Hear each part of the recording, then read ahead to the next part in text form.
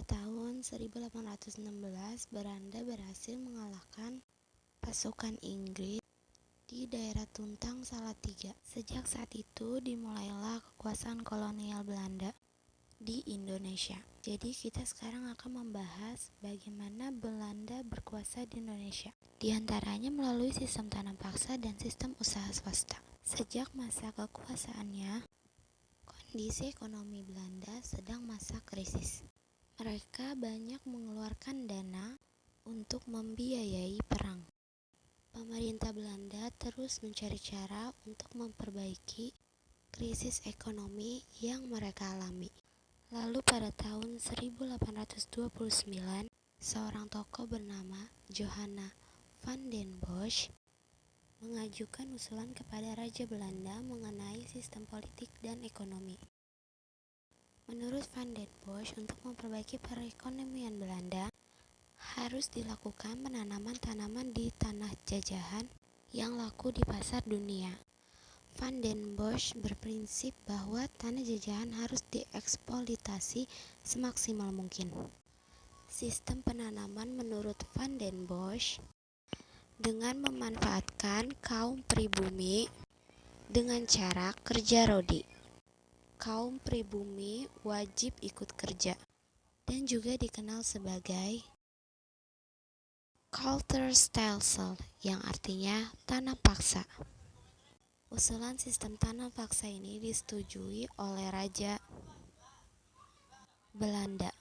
Van den Bosch kemudian diangkat sebagai gubernur jenderal yang berkuasa di Indonesia, terutama Pulau Jawa.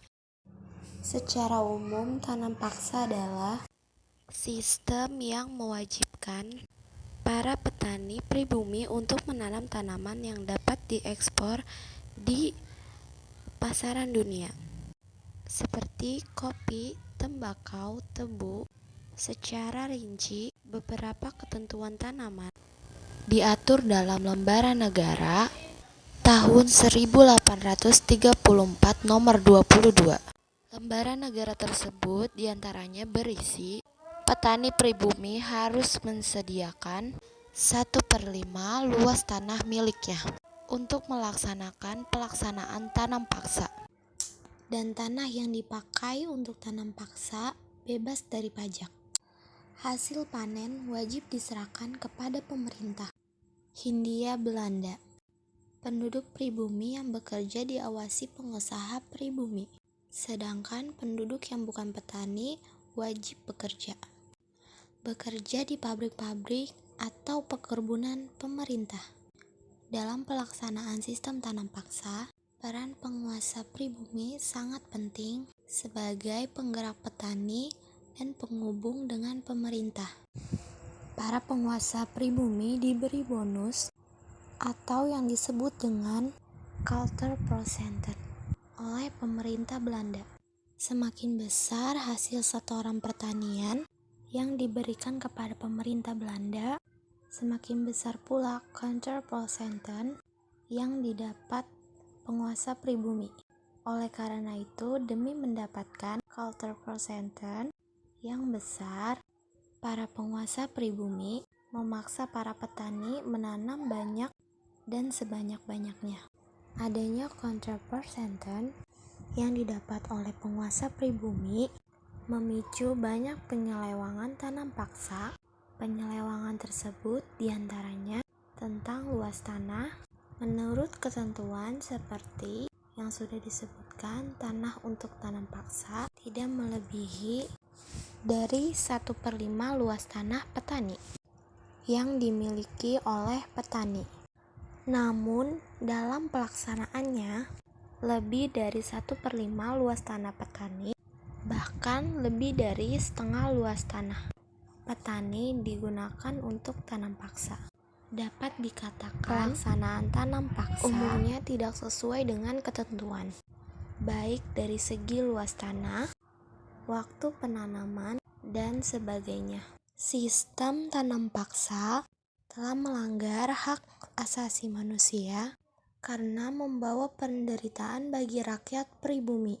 Sementara itu, Belanda telah mengeruk keuntungan dan kekayaan berlimpah dari Indonesia atau Tanah Hindia Belanda mulai dari tahun 1831 sampai 1877.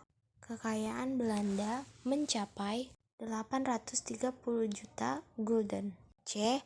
Dapat dilunasi. Dan benteng-benteng pertahanan dapat dibangun lagi. Dengan kata lain, Belanda telah menikmati keuntungan di atas rakyat pribumi. Sistem tanam paksa memang sudah memperbaiki perekonomian Belanda, namun pelaksanaannya yang tidak manusiawi ini menimbulkan pro dan kontra di kalangan elit politik dan Belanda. Elit politik Belanda yang kontra terhadap sistem tanam paksa adalah kelompok liberal, sedangkan elit politik Belanda yang pro terhadap sistem tanam paksa adalah kelompok konservatif. Pada tahun 1860, terbit dua buah buku yang semakin mendorong pro kontra tanam paksa. Kedua buku tersebut berjudul Swicker Contractor atau kontrak-kontrak gula karya Fransen van der Put, dan buku yang kedua berjudul Max Havelaar karya Edward Dawes Dekker atau yang lebih dikenal dengan nama samarannya yaitu Multatuli. Kedua buku ini memberi kritik keras terhadap sistem tanam paksa. Sejak terbitnya kedua buku ini, secara berangsur sistem tanam paksa dihapus dan digantikan dengan sistem ekonomi liberal, di mana kegiatan ekonomi di tanah jajahan diserahkan kepada pihak swasta, sehingga disebut juga sebagai sistem usaha swasta. Dalam pelaksanaannya, penerapan sistem swasta ini tetap membawa penderitaan bagi rakyat Indonesia karena pelaksanaan kerja paksa masih terus dilakukan. Bahkan Belanda semakin gencar memaksa rakyat membangun jalan raya, jembatan, jalur kereta, saluran irigasi, dan benteng untuk kepentingan roda perekonomian Belanda. Rakyat juga masih harus membayar pajak dan hasil pertanian pun menurun, dan rakyat pribumi tetap hidup menderita.